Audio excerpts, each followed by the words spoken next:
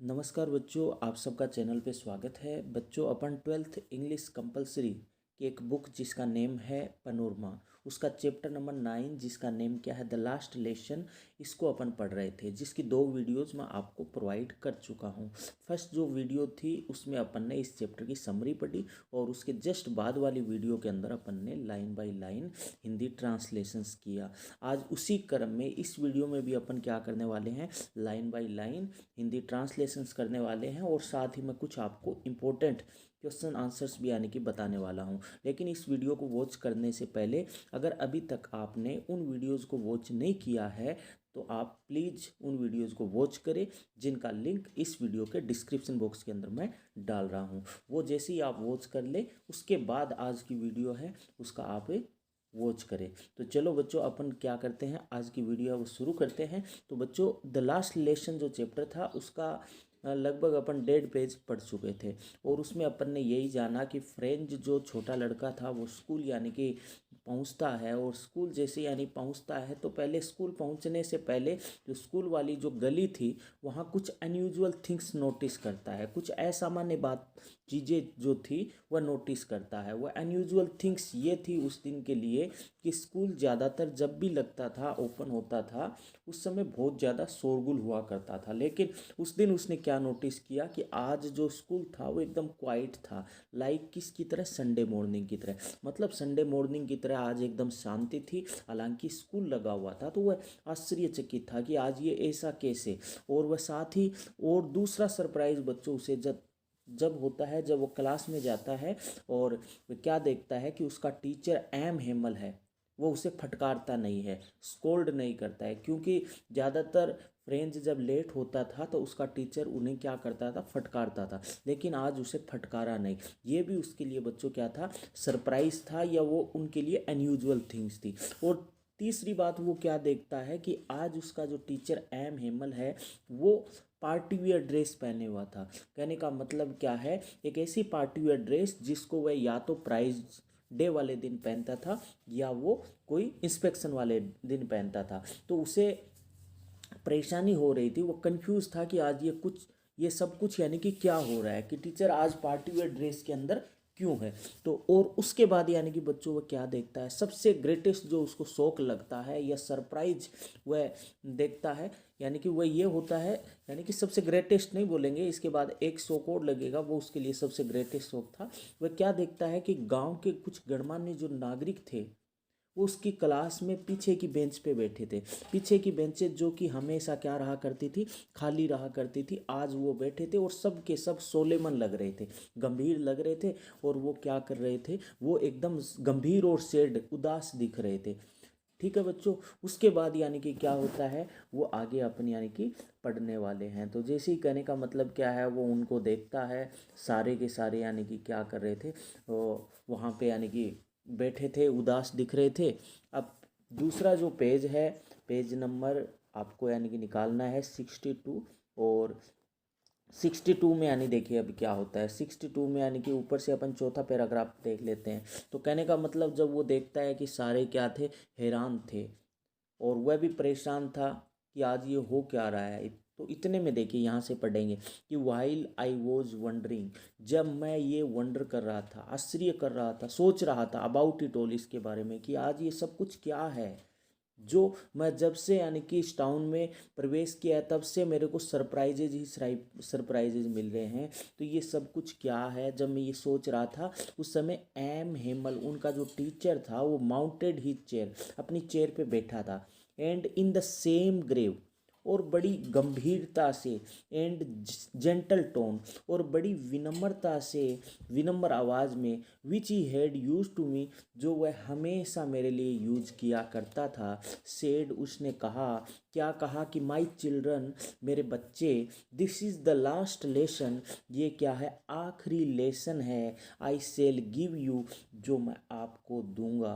और कहने का मतलब क्या है, जैसे यानी वह बैठता है फ्रेंच अपनी क्लास के अंदर अपनी सीट के ऊपर, इतने के अंदर यानी कि एम हेमल है वो क्या कहता है, बड़ी गंभीरता और जेंटल टोन के साथ, जो हमेशा मेरे लिए यानी वो यूज़ करता था। क्या बोला उसने फ्रेंच को कि मेरे बच्चे, this is the last lesson, ये आखिरी लेसन है, आई सेल गिव यू, जो मैं आपको देने वाला हूँ। बच्चों ये जो पैराग्राफ है ना, वेरी वेरी इंपॉर्टेंट है इस चैप्टर का। अगर इस पैराग्राफ को निकाल लिया जाए इस चैप्टर से, तो इस चैप्टर के अंदर यानी कि कुछ नहीं मिलेगा, कुछ नहीं बचेगा।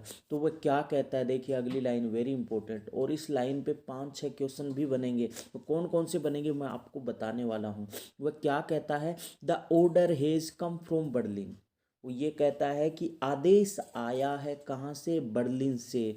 बर्लिन जो कि कहाँ पड़ता है, जर्मन में, तो जर्मनी में पड़ता है। तो आदेश आया है कहाँ से, बर्लिन से। कैसा आदेश आया है कि टू टीच, पढ़ाया जाए, ओनली जर्मन, केवल क्या पढ़ाया जाए, जर्मन पढ़ाया जाए, इन द स्कूल्स ऑफ, किसके स्कूल्स में, अल्सेक एंड लोरेन। अल्सेक और लोरेन जो कि बच्चों मैं समरी में बता चुका हूँ, ये क्या है, फ्रांस के 2 डिस्ट्रिक्ट के नाम है। तो आदेश आया है बर्लिन से कि टू टीच ओनली जर्मन, कि केवल जर्मन पढ़ाया जाए, in the schools of Alsace and Lorraine, Alsace और लोरेन के स्कूल में। और साथ ही क्या कहता है, द न्यू मास्टर, नया जो मास्टर है वो कम्स टुमारो, कल आएगा। This is your last French lesson, ये आपका आखिरी फ्रेंच लेसन है। आई वॉन्ट, मैं चाहता हूँ, you to be very attentive, आप बड़े ध्यान से इसे यानी कि सुनोगे।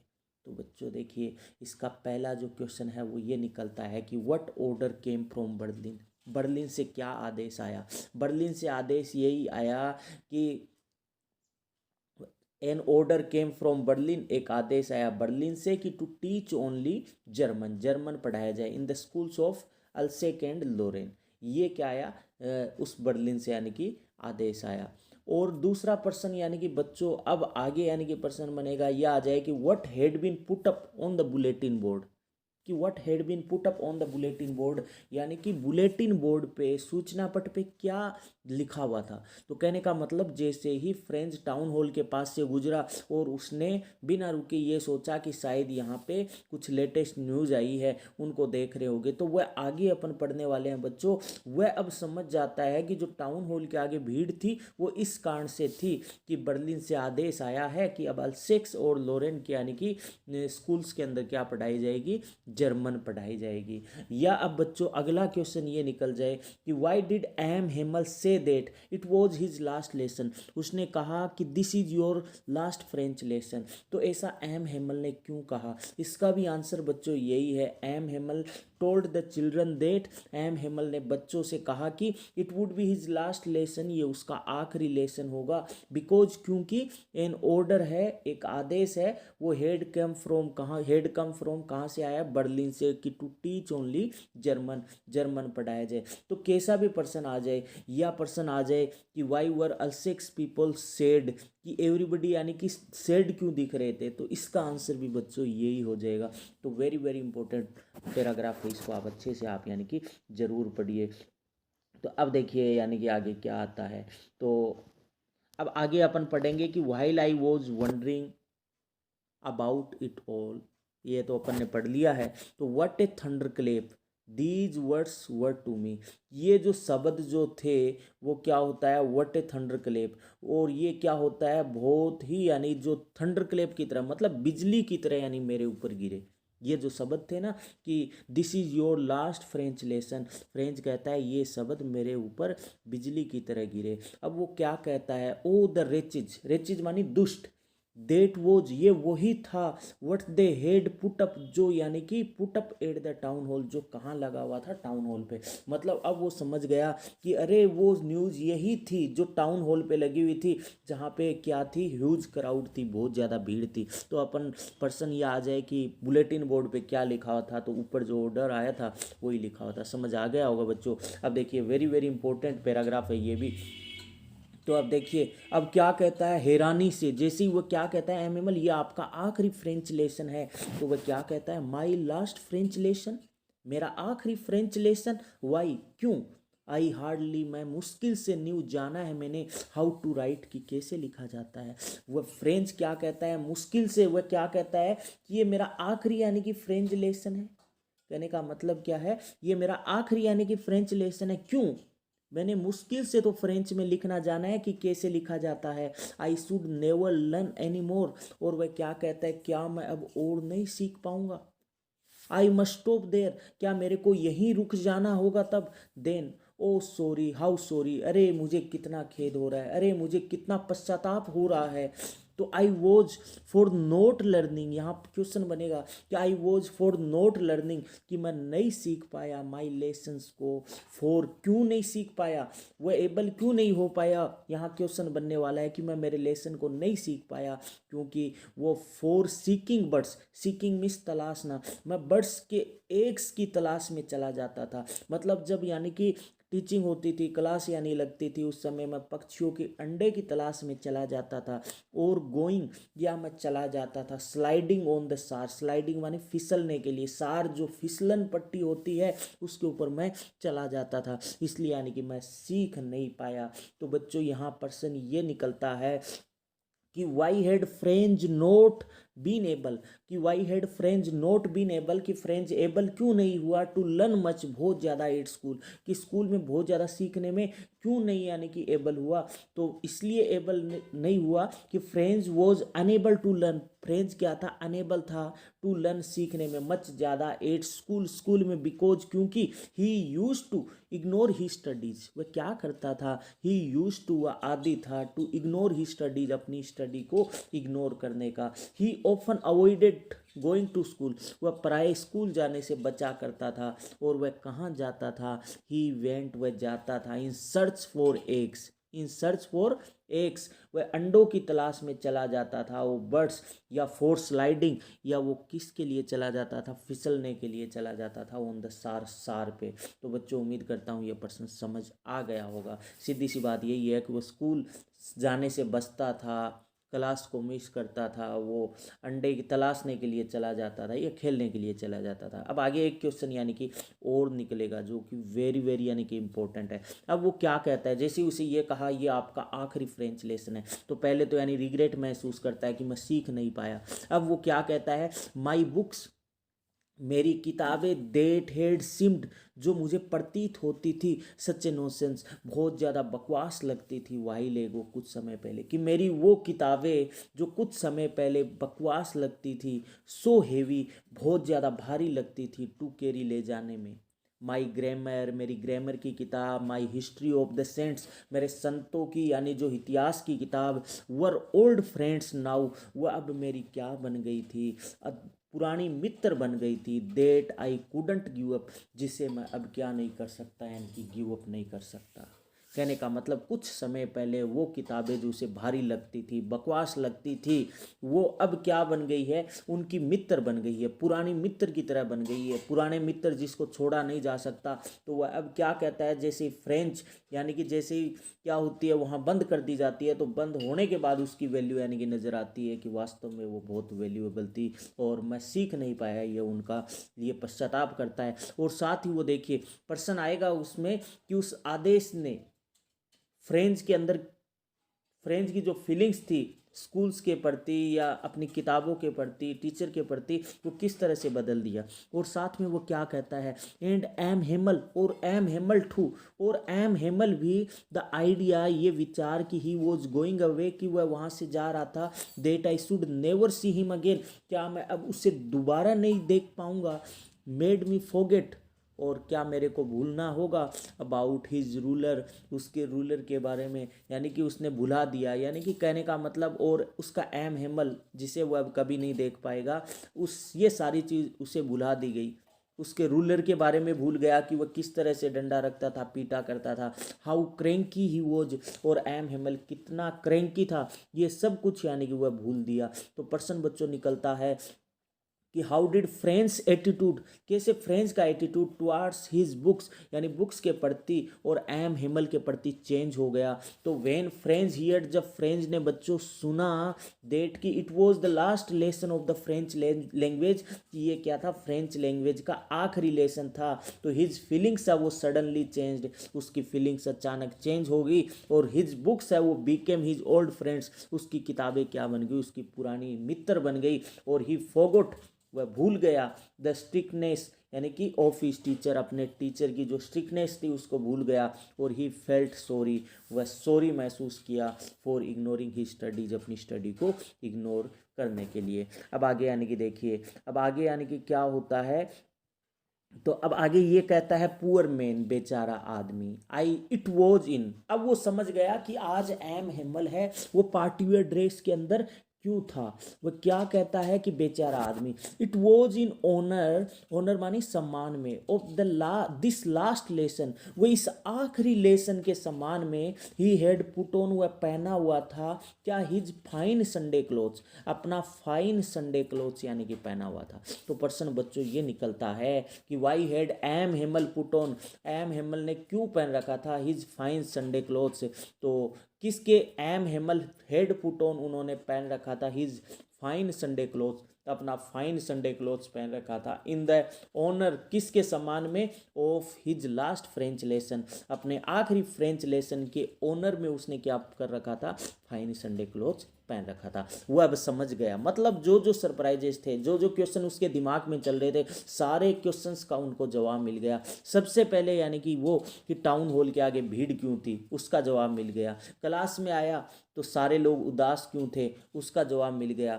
M Hemal party wear dress क्यों पहन रखी थी, उसका यानी कि जवाब मिल गया। अब आगे एक जवाब और मिलने वाला है कि क्लास के बैक बेंचेज पे गांव वाले क्यों बैठे थे, उसका भी जवाब उसे मिल जाता है। अब वो क्या कहता है, पर्सन भी यहाँ पे बनेगा, एंड नाउ आई अंडरस्टूड, और अब मैं समझ गया कि वाई द ओल्ड मैन, क्यों वह वृद्ध आदमी, ऑफ द विलेज, गांव का, वर सिटिंग बैठे थे, कि वो गांव के गणमान्य लोग, फॉर्मर पोस्ट मास्टर, मेयर, जो होशर, ये क्यों बैठे थे, यानी कि देर इन द बैक यानी कि पीछे, इन द रूम, वह समझ गया क्यों बैठे थे। इट वॉज बिकॉज, इसलिए बैठे थे, दे वर सॉरी, वे सॉरी फील कर रहे थे, उसे खेद प्रकट करने आए थे।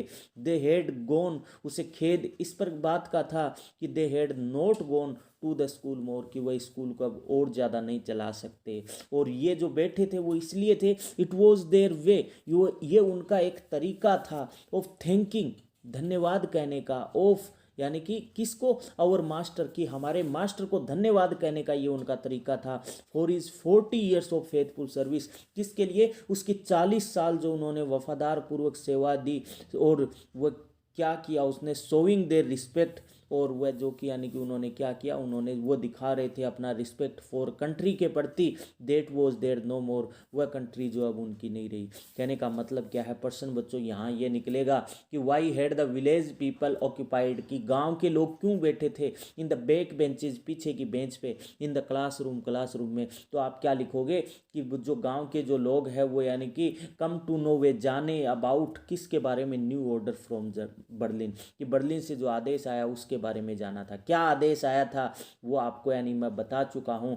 दे केम, वो आए गांव वाले, एंड सेट डाउन, बैठ गए, ऑन द बैक बेंचेज यानी पीछे की बेंच पे, इन द क्लासरूम। और ये क्या था बच्चों, इट वॉज देयर वे, ये उनका यानी कि तरीका था, ऑफ थिंकिंग, धन्यवाद कहने का यानी कि तरीका था देयर टीचर को, फॉर किसके लिए, his long and devoted service, उसकी यानी लंबी और जो समर्पित जो सेवा थी उनके प्रति, यानी उसको धन्यवाद कहने का यानी तरीका था। और साथ ही they also wanted to show that, और साथ ही वो ये भी शो करना चाहते थे क्या, सॉरी, वे सॉरी यानी दे वर सॉरी फील, यानी वह सॉरी यानी दिखाना चाहते थे, सॉरी फील करना चाहते थे कि they had not gone to school more, कि वह अब स्कूल को और ज़्यादा यानी कि नहीं चला सकेंगे। तो अब वो समझ गया। तो अब क्या होता है कि while I was thinking of all this, जब मैं ये सब सोच रहा था कि ये सब कुछ ये माजरा है, तो आई हियर्ड, मैंने सुना, माई नेम कॉल्ड, मेरा नाम पुकारा गया। इट वॉज माई टर्न, अब मेरी बारी आई, टू रिसाइट, दोहराने की। जैसे कि एम हेमल ने कहा था कि पार्टिसिपल पे मैं आपको कल क्वेश्चन करूंगा, पार्टिसिपल जिसको हिंदी में क्रिया विशेषण बोलते हैं, तो इतने में यानी मेरी बारी आ गई, मेरा नाम दोहराया गया। What would I note have given, what would I note have given, मैंने क्या कुछ नहीं दिया, मैं क्या कुछ नहीं कर पाया, टू एबल, की समर्थ हो पाऊँ, बट टू से देट, यानी कि उसको कहने में, द ड्रेडफुल रूल, यानी जो भयानक जो रूल थे पार्टिसिपल के, ऑल यानी कि ऑल थ्रो, वेरी लाउड, बहुत ही लाउड और क्लियर आवाज़ में, वो भी विदाउट वन मिस्टेक। कहने का मतलब आज मैंने क्या कुछ नहीं किया, उस भयानक जो यानी कि जो रूल थे पार्टिसिपल के, उसको एकदम से लाउड कहने का, स्पष्ट लाउड ऊंची आवाज में और क्लियर यानी कि कहने का, विदाउट वन मिस्टेक, वो भी बिना एक गलती के। But I got mixed up, लेकिन मैं मिक्सअप कर गया, मतलब ऑन द फर्स्ट वर्ड्स, मेरे को पहले वर्ड में यानी कि गड़बड़ हो गई, मैं बोल नहीं पाया। एंड स्टूड देयर, मैं खड़ा रहा वहाँ, holding on to my desk, और वह क्या कहता है, मैं मेरी डेस्क को यानी पकड़े खड़ा रहा। माई हार्ट बीटिंग, मेरा हृदय धड़क रहा था। And not daring to look up, और मेरी हिम्मत नहीं हो रही थी कि मैं ऊपर देखूं। कहने का मतलब आज वो एम हिमल को निराश नहीं करना चाहता था। जैसे ही उसकी बारी आती है पार्टिसिपल की, तो वह क्या कहता है, मैंने क्या कुछ नहीं किया, सब कुछ किया कि मैं एकदम लाउड ऊंची आवाज में बिना एक भी मिस्टेक किए आज पार्टिसिपल यानी कि मैं सुना दूं, ताकि एम हेमल जाते समय यानी कि याद रखे कि वास्तव में फ्रेंड है उसने मेरे को सुनाया था। वो कहने का मतलब वो निराश नहीं करना चाहता था, लेकिन वो तो शुरुआत में ही बता दिया था कि मेरे को पार्टिसिपल लर्न नहीं थे, इसलिए वो जाने से डर रहा था। तो उसने कोशिश ज़रूर की, लेकिन फर्स्ट वर्ड में ही वो मिक्सअप कर दिया। अब देखिए आज वह अपनी डेस्क को पकड़े हुए खड़ा है, उसका हृदय धड़क रहा था। And not daring to look up, और वह हिम्मत नहीं कर रहा था कि वह ऊपर भी यानी कि देख ले, मतलब बहुत ज़्यादा शर्मिंदगी में था। अब वो इतने में क्या होता है, देखिए इतने में थोड़ा सा यानी कि बच्चों यहाँ पे दिक्कत है।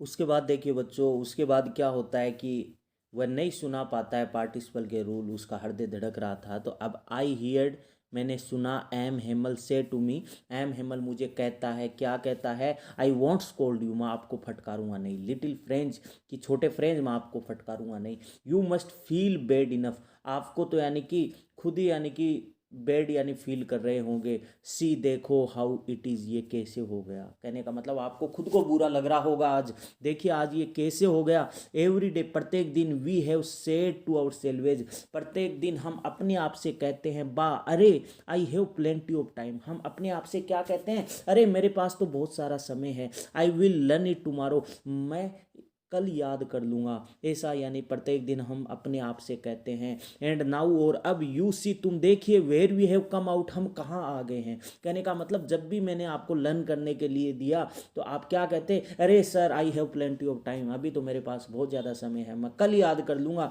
और अब आप देख लीजिए कल कल करते हम कहाँ आ गए हैं। मतलब ऐसा हो गया है कि हमारी जो लैंग्वेज है उसके ऊपर ही क्या कर लिया गया है, यानी कि उसको बंद कर दिया गया है। तो दैट्स द ग्रेट ट्रबल, अरे ये तो क्या है, ग्रेट ट्रबल है विद अल्सेक्स, यानी अल्सेक के लोगों की, यानी अल्सेक के लोगों की यही ग्रेट ट्रबल है।